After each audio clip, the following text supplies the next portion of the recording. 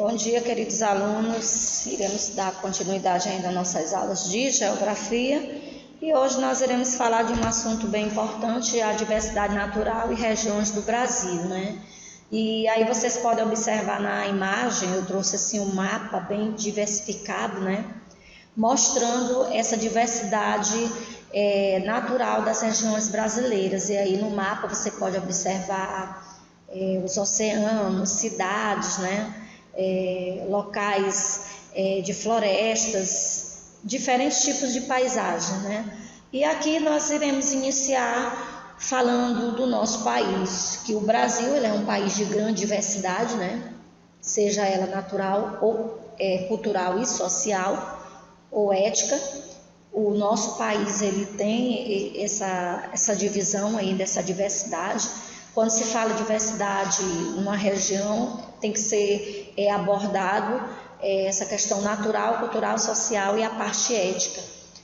Não faltam exemplos para destacar nossas riquezas, né? O nosso país, como nós temos esse conhecimento atualmente, ele é resultado de todas essas interações, né? Que causaram ainda e causam grandes transformações no espaço geográfico brasileiro. Então, no decorrer da história, né, do nosso país, nós temos o conhecimento que, desde o processo da colonização, nós tivemos muita dificuldade, né, principalmente no processo, né, que foi muito difícil, porque nós éramos dependentes de Portugal, nós dependíamos dele, e todas as nossas riquezas, esses países, eles fizeram o processo de exploração. E para o Brasil conseguir essa cultura, essa parte social e ética hoje, nós sabemos que ele passou por todo esse processo histórico, né? Então, o espaço geográfico brasileiro, ele passou por essa transformação. E hoje, mais uma vez, eu quero deixar aqui que o nosso país ele é dividido, né, em 26 estados e um Distrito Federal, e devido a essa divisão do nosso país, nós sabemos que nós temos as regiões brasileiras que nós iremos estudar.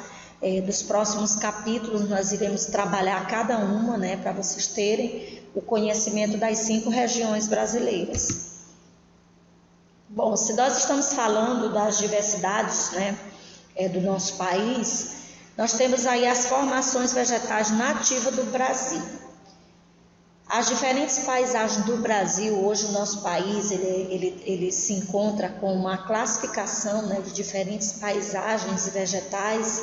Temos a floresta amazônica, a caatinga, a mata atlântica, a mata de araucária, campos e cerrado. Então, esse conjunto de vegetações, eles formam as diferentes paisagens do nosso Brasil.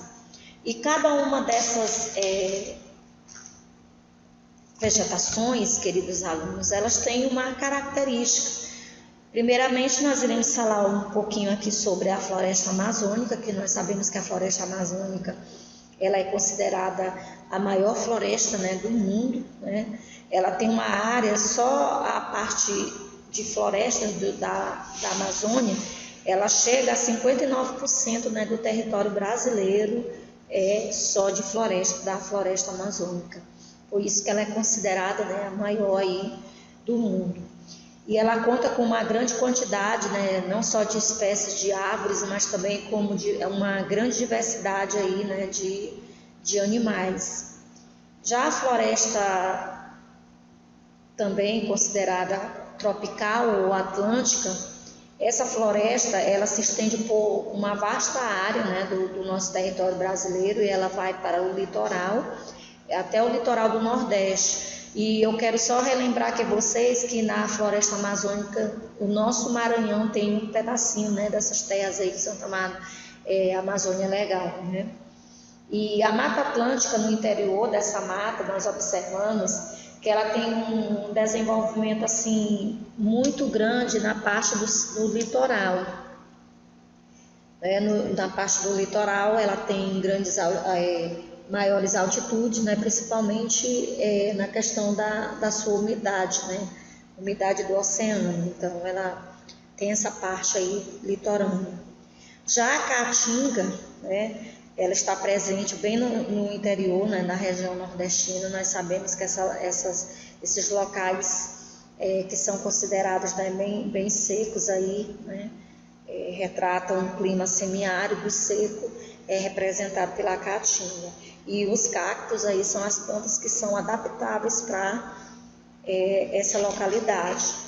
Já o cerrado, né, o cerrado é uma vegetação bem presente aqui no território brasileiro, e nós temos 24%, tá, queridos alunos, nessa porcentagem aí do cerrado, desses arbustos, né, esses tipos de espécies aí de árvores que existem no nosso país. E aqui, nesse processo da vegetação do cerrado, nós observamos que tem um período da seca, né, que é de abril a setembro, e as plantas elas voltam a brotar no período chuvoso, que é de outubro a março. Então tem uma divisão aí de meses, que é verão e outro é inverno, isso no cerrado.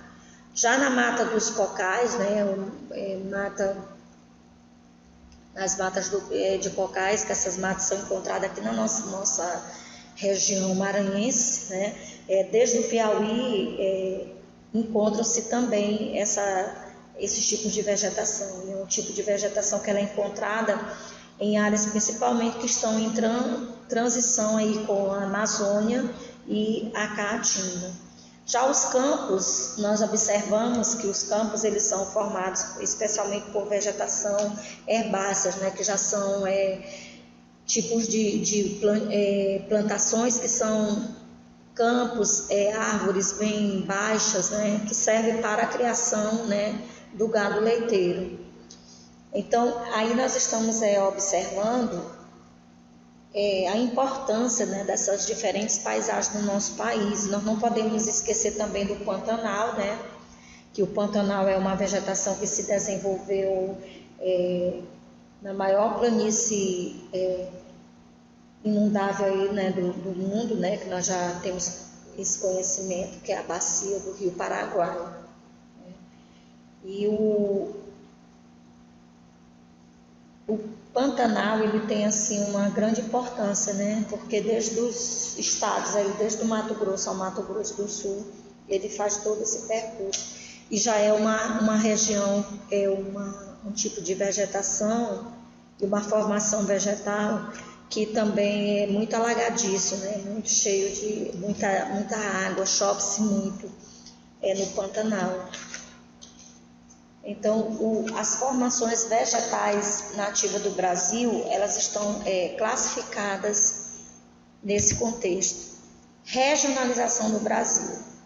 Eu falei bem no início da nossa aula que nesse capítulo, nos capítulos futuros, nós iremos trabalhar todas as regiões brasileiras. E eu trouxe mais uma vez um mapa aqui mostrando, né, essas regiões brasileiras. Nós sabemos que elas são divididas em 5, temos a Norte, a Nordeste, a Centro-Oeste, a Sudeste e a Sul. Então, essas regiões, foi necessária essa divisão para termos uma identificação, né, dos estados, né, e separadamente por suas devidas regiões. E as regiões elas são criadas com base em critérios, né, previamente que foram definidos, e eles agruparam em áreas que apresentam aí os aspectos comuns ou semelhantes, né? E o IBGE, o Instituto Brasileiro Geográfico, né, de Estatística, ele fez aí uma divulgação, né, uma divisão regional oficialmente que foi usada no Brasil por volta de 1969. E aí, o que foi que o IBGE propôs? Ele trouxe a proposta, né, e considerou as características naturais, econômicas e culturais semelhantes entre os estados.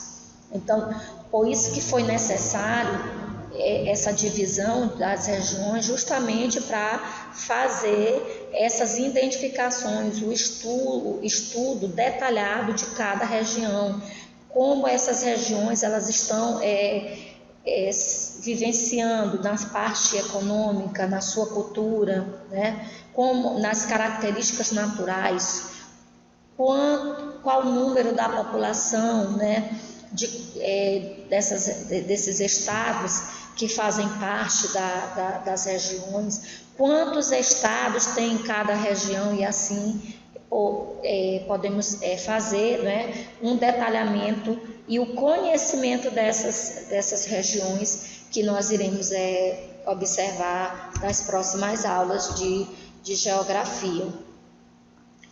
E para que vocês tenham conhecimento do assunto, eu preciso que vocês respondam as páginas, né, das nossas aulas, para que você tire as suas dúvidas, né, sobre o assunto. Aí nós temos desde a página 330, 331, e vocês irão responder também a 334 a 336, né? Daqui para frente, meus amores, nós vamos ter muitas atividades, né? Porque os conteúdos eles vão, né, só aumentando. E nessa questão da regionalização do Brasil, como eu coloquei aí o mapa para vocês, mostrando cada região, na página 337 vocês vão fazer essa análise, né, do mapa, que na nossa live de geografia nós iremos fazer mais uma divisão, né, dessas regiões brasileiras. Vamos aí fazer as identificações dos estados, né, que fazem parte da região norte, da região nordeste, centro-oeste, sudeste e sul. E não esqueçam que vocês têm que responder as páginas, por favor, não esqueçam. E na live a gente vai se encontrar e vamos tirar todas as dúvidas. Um grande abraço e até a nossa próxima aula.